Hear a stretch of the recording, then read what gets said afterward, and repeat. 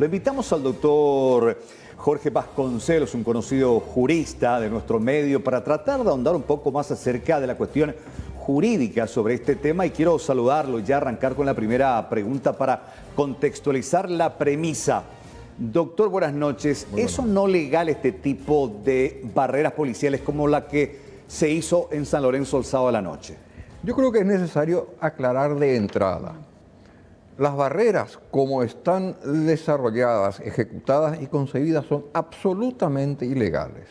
Lo que nuestro Código Procesal Penal autoriza son las inspecciones colectivas de personas y vehículos con carácter preventivo, que deben reunir una serie de requisitos para adquirir condiciones de validez legal.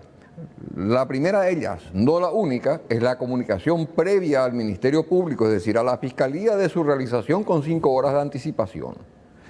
La segunda es que el procedimiento se encuentre realizado en presencia de 2 testigos vecinos del lugar sin vinculación alguna con la policía, quienes no solamente deben presenciar el operativo policial, sino deben además suscribir el acta que se le abre. Y el propósito de las inspecciones colectivas de vehículos y personas con carácter preventivo, es decir, no desarrolladas en el marco de un proceso, tiene su reglamentación en el mismo código y establece que el objetivo es establecer si es que la persona lleva adherida a su cuerpo o en el interior de su vehículo objetos relacionados o vinculados con un hecho punible o alguna evidencia de la comisión de un hecho punible. Es decir, estas barreras que tienen como propósito la identificación de las personas no está contemplado en la ley. Entonces, desde el momento que no está autorizado por la norma, son ilegales. Y se violan una serie de derechos detallados en la Constitución Nacional en su ejecución. Partiendo de esa base, todo lo que se hizo no es atribuible, como sostiene el Ministerio del Interior y el Comando Institucional de la Policía a través de la Dirección de Relaciones Públicas, de una cuestión de impericia, de una cuestión de falta de profesionalidad o de una falta de experiencia. Porque la impericia, la imprudencia y la negligencia son componentes de la culpa. Sería un accidente si es que al policía se le hubiese producido un disparo de arma de fuego sin voluntad, es decir, sin querer, al momento de sacar el arma de fuego, al momento de exhibir con propósito intimidatorio el arma de fuego. Pero esas balas no se escaparon del arma, esas balas fueron disparadas voluntariamente y con un objetivo. Se supone de que estos agentes de policía están entrenados en el uso de las armas. Se supone que han practicado y siguen practicando puntería. 6 impactos de bala tenía el vehículo, 3 dieron en el cuerpo de ese niño. Y si las autoridades políticas y policiales me dicen de que el agente de policía estuvo al borde del homicidio porque es imperito, porque fue imprudente, porque no fue profesional, lo que me está diciendo es del fracaso del sistema, porque le están entregando las armas que la sociedad le confía a las fuerzas públicas para su defensa a gente imperita, a gente negligente. Ahora, doctor, siguiendo con el contexto, sí. ¿Se puede ver, gracias a que había una cámara allí, que no atropelló la barrera como en un principio los uniformados habían dicho? Por suerte estuvo la imagen, porque hasta ahora se estaría cuestionando eso y creyendo en lo que decía la policía de que atropellaron la barrera. Él desvió metros antes la barrera. ¿Eso es ilegal? ¿Uno puede evitar una barrera policial? Desde el momento en que la barrera en sí no se encuentra amparada por la ley, la barrera es ilegal y cualquier conducta ciudadana está legitimada por el artículo 9 de la Constitución. Nadie está obligado a hacer lo que la ley no manda ni privado de la que ella no prohíbe. Y en el caso de que sí tenga todos los requisitos que mencionó recién, como los 2 testigos, la orden, los datos específicos que se va a hacer en ese lugar, que tenga los conos, que tenga los 6 efectivos policiales, la patrullera, uno hasta llegar al punto no ve que la barrera está correctamente puesta y habilitada. ¿Uno puede desviar antes y no pasa nada? No pasa nada. A lo sumo, si es que existe interés en identificar a esa persona, a revisar ese vehículo tiene una alerta de robo, etcétera, etcétera, se lo sigue. Si el vehículo es más poderoso, es más veloz, se pide refuerzo, entonces usa el arma. El Código Procesal Penal también identifica las situaciones en que la policía está autorizada a utilizar armas de fuego. Esa reglamentación, ese manual de actuación que tiene la policía a través de resolución interna, es nada más que el desarrollo, inclusive mucho más riguroso de lo que establece el Código Procesal Penal en esa materia. Bajo ningún punto de vista se puede considerar de que esto fue un accidente. Desde ningún punto de vista se puede considerar de que alguna parte, algún sector, alguna porción de la conducta de la policía como institución y de los agentes en particular se haya adecuado a la norma. Por eso yo no me encuentro satisfecho. Yo creo que no tenemos que satisfacernos con el hecho de que hayan dos agentes de policía, uno que jaló el gatillo y el otro que condujo el vehículo, que estén procesados. Esto tiene que, la sangre de este muchacho, de este niño, nos tiene que hacer reflexionar sobre la necesidad de modificar el modelo de policía que tenemos. Que este tipo de prácticas viciosas que han servido no solamente para la corrupción, porque sirven a la corrupción, están al servicio de la corrupción, sino que además nos han dejado gente en silla de ruedas, nos han dejado muertos. Y no sabemos cómo va a salir este niño, si Dios quiere va a salir, y no sabemos cómo de esta situación. ¿Qué es lo que tenemos que esperar? Doctor, en el caso de las consecuencias que tuvo ya en otros casos de gatillo fácil, estamos hablando, como usted recién mencionaba, en el tema de, por ejemplo, secuelas de gente que ya no puede caminar en este momento, gente que perdió la vida por un procedimiento irregular. El ciudadano que se sienta afectado por esto puede accionar contra la policía considerando este procedimiento irregular. Pero desde luego que sí. Desde luego que sí. El Estado debe aprender a ser responsable de la mala conducta de sus funcionarios. Cuando esa conducta se despliega conforme a criterios institucionales que se encuentran en abierta violación de la norma. De lo contrario, vamos a seguir con un Estado irresponsable. Cortamos la cabeza de aquel último eslabón, pero mantenemos el sistema. Doctor, ojalá los padres de este niño demanden al Estado, demanden a la policía y obtengan una indemnización que resulte suficiente para que el Estado aprenda y no tengamos ningún procurador de la República que el día de mañana venga a ufanarse de que el Estado se defiende. ¿De quién se defiende? De sus ciudadanos. ¿Y a los ciudadanos quién defiende? Fomentamos un Estado irresponsable y eso es grave.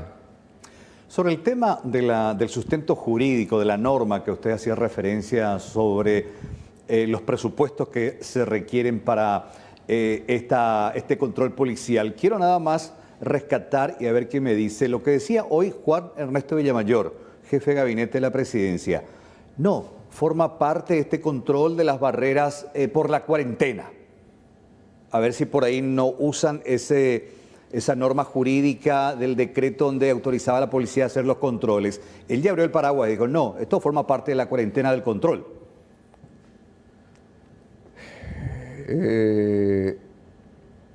Pretende la utilización, la aplicación de un paraguas inadecuado.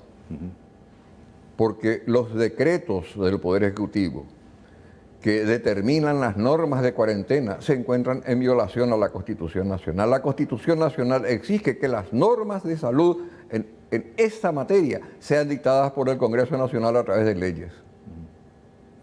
No, simplemente le dije, traje a colación lo que decía hoy Juan Ernesto, porque... Y yo le pregunto a Juan Ernesto Villamar, y le pregunto a Mazzoleni también. ¿El coronavirus COVID-19 es un problema policial, es un problema militar, es un problema de qué naturaleza? Es un problema de salud. ¿Se resuelve con medidas policiales o militares? Claro, ellos aducen de que forma parte del sistema coercitivo para mantener a la gente... Sí, también forma parte del sistema coercitivo que el funcionario, el Ministerio Público y el Poder Judicial utilicen el sistema represivo del Estado para imputar a gente por delitos que no existen. Cuando acumularon 3.000 imputados por violación de la cuarentena, comenzaron a desesperarse porque no sabían cómo iban a manejar esa situación. Exactamente, doctor, me gustaría extrapolar esta situación a una generalidad que se dio siempre más allá de la situación de pandemia que vivimos en este momento. Sí. ¿Qué pasa cuando un conductor de repente se acerca a una zona de barreras y por esas cosas de la vida quiere evitar? O porque está en falta, o porque está alcoholizada, o porque simplemente quiere evitar. Pero ¿por qué es vamos obligatorio. a presumir de que está en falta? ¿Por qué vamos a presumir de que está alcoholizado? ¿Por qué no vamos a presumir de que sencillamente no se quiere someter a ese ultraje? Exactamente, más allá de las razones, no llega hasta ese punto. ¿Es obligación pasar por la barrera o uno puede, no digo resistirse, sino evitar pasar por esta zona? Lo definió claramente la fiscal de la causa de este niño, Lucas Ramírez, creo que es el apellido, cuando dijo, no constituye delito. Y yo le agrego, ni siquiera constituye falta administrativa. Dice nuestro artículo 68 porque viene a cuento de la Constitución Nacional, es decir, de la ley que se encuentra en el vértice de la pirámide jurídica del país. En su tercer párrafo, después de decir que el Estado protegerá la salud, etcétera, etcétera, en su tercer párrafo dice, toda persona está obligada a someterse a las medidas sanitarias que establezca la ley, no el decreto. Dentro del respeto a la dignidad humana. ¿Se cumple esto, señores? Yo creo que no. Y por otro lado, desmontemos el mito de que las barreras son efectivas. Les dije a colegas de ustedes, repito, porque es posible que yo no tenga ni los archivos, ni los registros, ni la memoria que tienen los sistemas de prensa.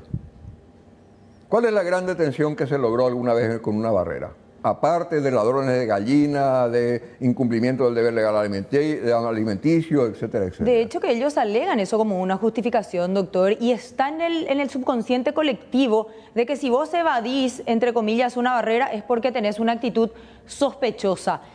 ¿Cómo podemos definir esa actitud sospechosa y qué tan imputable es esa actitud sospechosa? ¿Realmente existe eso? Nosotros le llamamos actitud sospechosa, los argentinos le llaman portación de cara, es decir, el tipo que no se afeita, que es sucio, que tiene tatuaje. Yo he tenido en mi vida profesional experiencia de esa naturaleza, que por esas meras circunstancias lo consideran sospechoso y le comienzan a generar hostigamiento o inclusive detenciones. Sí. No hay una definición de lo que se denomina actitud sospechosa, ni la ley autoriza a utilizar ese concepto. Lo que la ley habla es de la existencia de indicios suficientes de la participación en un hecho punible. Entonces, hay que definir cuáles son esos indicios. Y el propio Código Procesal Penal, al establecer las reglas, los presupuestos, las formalidades de las inspecciones colectivas de personas y vehículos, dice: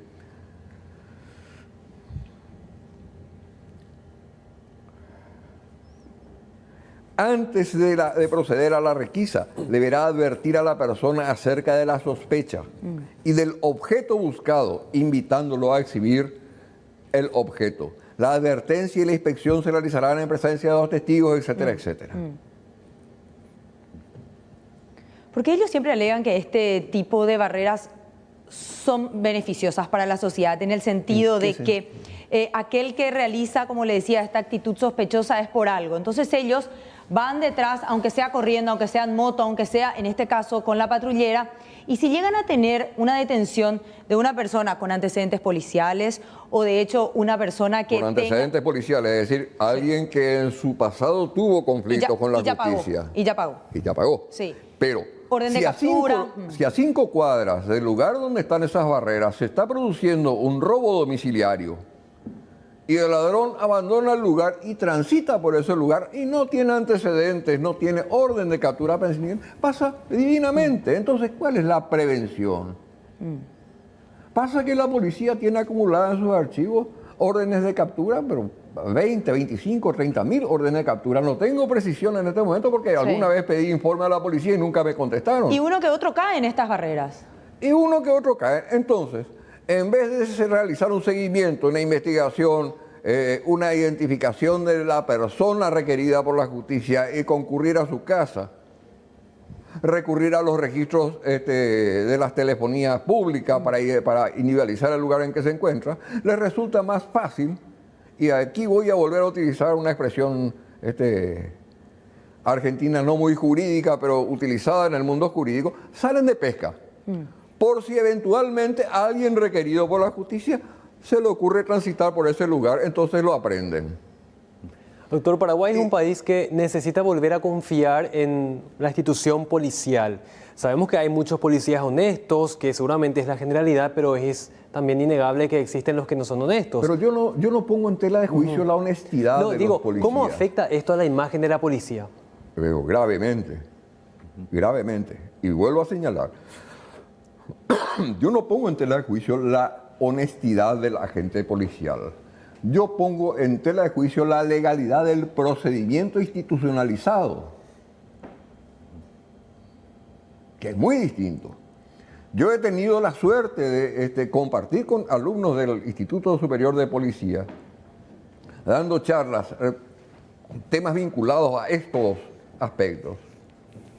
Y los cadetes ya tienen metido el chip de que en el control de cédula de identidad, de identificación de personas, se puede determinar si es que alguien es o no es delincuente. Y recuerdo, claramente, porque hemos tenido debates extensos con estos muchachos, recuerdo claramente que a uno de ellos normalmente le decía, ¿me presta su cédula? Me entrega. ¿Y por qué me entrega? Y porque me pide. Sí, pero no tendría que entregarle. Claro que no, usted no me tiene que entregar, ni yo le tengo que entregar a usted. Pero me entrega su cédula.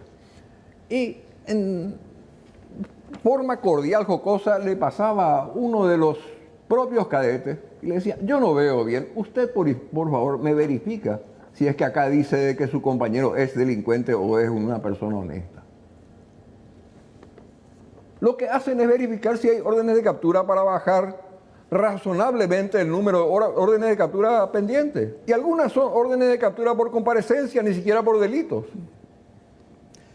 Con relación a lo que ocurrió el fin de semana, según la legislación actual, ¿a qué se exponen? ¿Cuáles son los delitos cometidos por estos agentes? A ver, yo estuve tratando de analizar sin conocer el texto exacto de la imputación que hace la agente fiscal.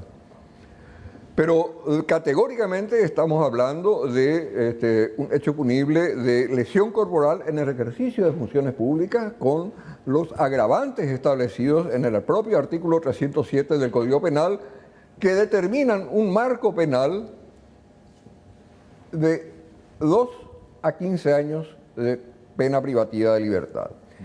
Sin embargo, escuché de que además imputa por homicidio tentado, es decir, por homicidio en grado de tentativa. A mí me cuesta entender que una misma conducta pueda ser adecuada a dos tipos penales distintos, sobre todo cuando ambos tipos penales son delitos de resultado, es decir, si hay lesión, el resultado es la lesión, y si hay muerte, el resultado es homicidio. Salvo que estemos hablando, por eso no conozco, no puedo criticar la imputación, salvo que haya imputado por lesión grave respecto al menor Lucas y por homicidio en grado de tentativa respecto al padre y a los otros ocupantes del vehículo. Es así como finalmente está tipificada si es así, y en algún momento critiqué la imputación fiscal, me retracto y felicito la conducta del Ministerio Público. También se habla de omisión, porque en un momento dado el chico necesitaba el traslado urgente y ellos... El padre grita por ayuda. Claro, estaban ocupándose por esposar al conductor. No se imaginan la indignación y el dolor que me produjo ver esas imágenes. Supongo que es un sentimiento que compartimos todos. Así mismo. Doctor, quiero hablar también con relación a los documentos con los que portaba finalmente el conductor del vehículo, propios y del vehículo que estaba en su poder, porque la fiscala también dijo hoy que él no contaba con el contrato privado, que era parte del trámite de la compra y la venta de este rodado, pero que sí tenía la cédula verde, pero que tampoco estaba a su nombre, porque se transfirió a 5 propietarios diferentes, pero la cédula verde correspondía al primero. O sea, realmente eso también, porque eso hizo, además de que el padre estaba detenido en ese momento, que él tenga ganas de quedarse en el lugar, porque él dudaba que le podían plantar droga, él dudaba que podían cuestionar la documentación que tenía, él dudaba prácticamente de todo ya también en ese momento. ¿Cuáles son los documentos que uno tiene que tener en el vehículo para que no te empiecen a cuestionar cosas que no tienen sentido? Desde el punto de vista jurídico, ninguno. No hace falta que tenga cédula verde. Ni cédula de identidad. Uno puede no someterse a ese control. Pero mi pregunta es, ¿ese vehículo estaba denunciado como robado? No, creo que no. No Porque estaba ni siquiera, vamos a suponer Sí. que no me robe el vehículo. Usted toma la llave de mi auto. Sí, le presto. Ni le presto. Dice, salgo un rato, dice, se va. Eso se llama uso no autorizado de vehículo automotor, está previsto en el Código Penal y constituye un hecho punible de acción privada, no interviene el Ministerio Público. Pero ellos pues aducen, vos no tenés documento de identidad. Bueno, pues yo no puedo saber que usted es el doctor Vasconcelos, entonces lo voy a llevar hasta tanto yo pueda certificar que realmente lo que usted dice corresponde a la cédula que no porta en este momento. Pero ¿dónde está la ley? ¿Cuál es el artículo de la ley? ¿Cuál es la ley que me exige a mí portar cédula de identidad? Yo digo lo que ocurre. En el caso de la cédula verde podemos decir que la ley 608 sí establece la necesidad y la obligación de llevar la cédula del automotor dentro del vehículo. Pero no necesariamente Pero la cédula tiene que de estar identidad a su nombre. La cédula verde no necesariamente tiene que estar a nombre del conductor. No, en absoluto. ¿Y la identidad? ¿El documento de identidad? ¿No El es obligatorio documento tener de identidad, uno? Troche, es un derecho del ciudadano, no es una obligación del ciudadano. Y Si eso alguien de... me puede decir de que hay una pena o sanción por no tener documento de cédula de identidad, yo voy a retractarme, voy a pedir disculpas y voy a ir de rodillas hasta la calle. Pero usted sabe que eso hacen.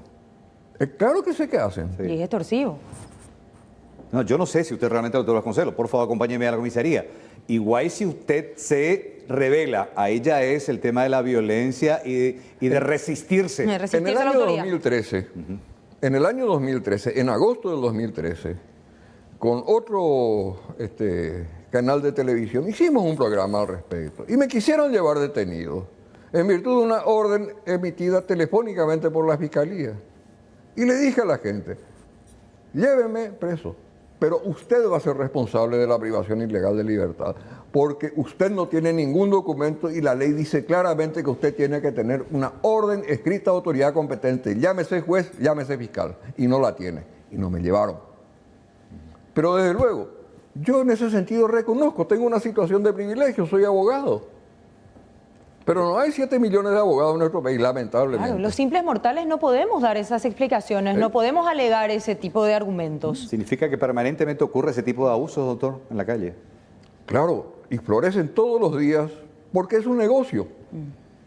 Doctor, la policía debería replantearse la forma de hacer estas barreras y sobre todo su necesidad. No conozco país del primer mundo donde se hagan barreras, ¿eh? No conozco de que exista necesidad de realizar barreras. ¿Y qué debería Lo que modificarse? existe necesidad es de realizar investigación y seguimiento de hechos punibles, identificación de sospechosos y aprehensión de indiciados. Esa es la labor de la policía, esa es la labor que nuestra policía no cumple. De hecho, doctor, que en otros países las persecuciones duran horas, cruzan estados, tienen 50 patrulleras, helicópteros persiguiendo y no se dispara un solo balazo. Tienen ¿cómo que se llama? Esas alfombras con clavos para... Sí, los Miguelitos. Yo recuerdo la persecución más larga, más vista, más televisada, La de con mayor O.J. audiencia, Simpson. fue la de O.J. Simpson, cuando la policía hasta con helicóptero lo seguía y no se detuvo nunca. Y nadie le disparó. a alguien que estaba sospechado del homicidio de su esposa. Por eso es que la sociedad norteamericana reacciona como reacciona hoy ante la muerte de Floyd, ante el homicidio de Floyd. Alguien que puso en circulación en un supermercado un billete de $20 falsificado.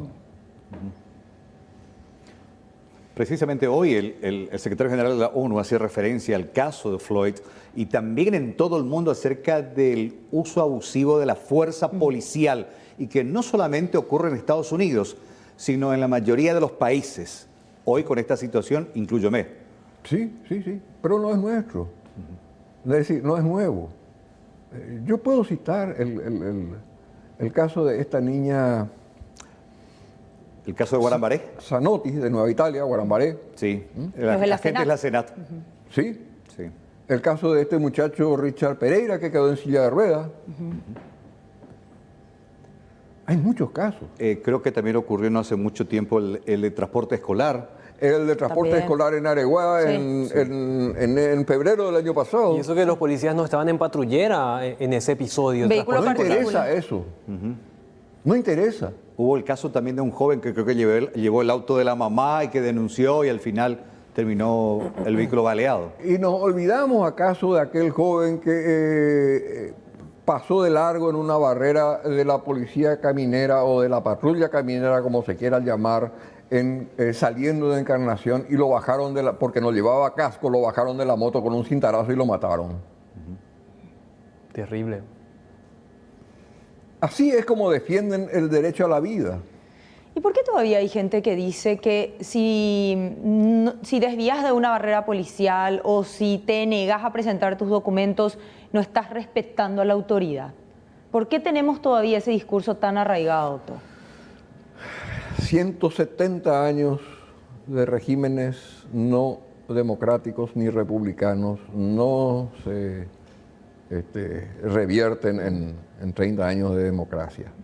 Sobre todo cuando el proceso cultural no es acompañado por la educación tanto orgánica, es decir, la educación en las escuelas, los colegios, las universidades, como en la propia familia. No le enseñamos a nuestros niños qué es república, qué significa ser república. Seguimos debatiendo si es que nosotros somos los patrones porque pagamos el sueldo o ellos son los patrones porque son autoridad.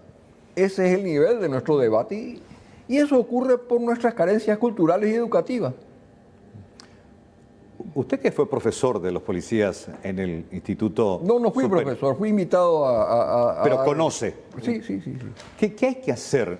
¿Por dónde comenzar? Desde cambiar la ley 222/93 para la selección, en el sentido que no sea una cuestión de un policía de ocasión, sino de realmente de servicio y de vocación. Sí, se necesita revisar la malla curricular, se necesita revisar el perfil de los profesores, que no siga siendo una matriz de reproducción de conductas viciosas, porque es en definitiva lo que ocurre. Y el resultado está a la vista. Eso va a cambiar de raíz la situación desde la propia formación del agente policial. Sí, por eso es que a mí no me llama la atención, aunque me resulta lamentable, el contenido del comunicado de Relaciones Públicas de la policía. Así mismo. Al padre de la víctima lo revictimizan y lo hacen responsable del hecho. Claro, Y de hecho que si escuchamos al sí. ministro, lejos de cuestionar el actuar de la policía, lo justifica. Me indigna de la misma manera que me indigna que a una mujer se la enjuicie por usar faldas cortas y ser víctima de violación. ¿Por qué se vistió luego de esa manera? Ella buscó. Es exactamente lo mismo. ¿Cuál es la diferencia? Claro, el famoso, el que nada debe, nada teme, te justifican. Ante Dios, no ante las autoridades. Bueno, realmente es un tema que va a dar mucho que hablar y bueno, vamos Yo creo que primeramente hay que ver cómo evoluciona. Yo creo que mañana vamos a tener un diagnóstico más favorable, ojalá Dios quiera que así sea, y después replantear esta situación, qué hacer con este caso y qué hacer con la policía. Que la sangre de este niño por lo menos tenga la consideración necesaria para que nos sentemos a reflexionar desde las instituciones y las autoridades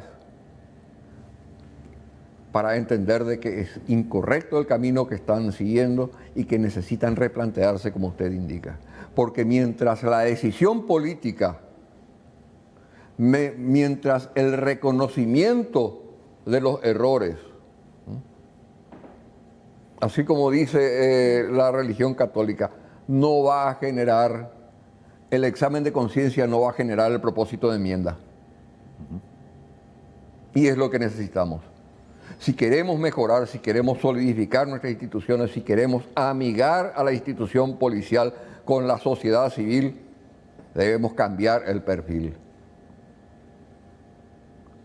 Debemos cambiar el perfil, no solamente de la institución, sino de sus agentes y de sus institutos de enseñanza.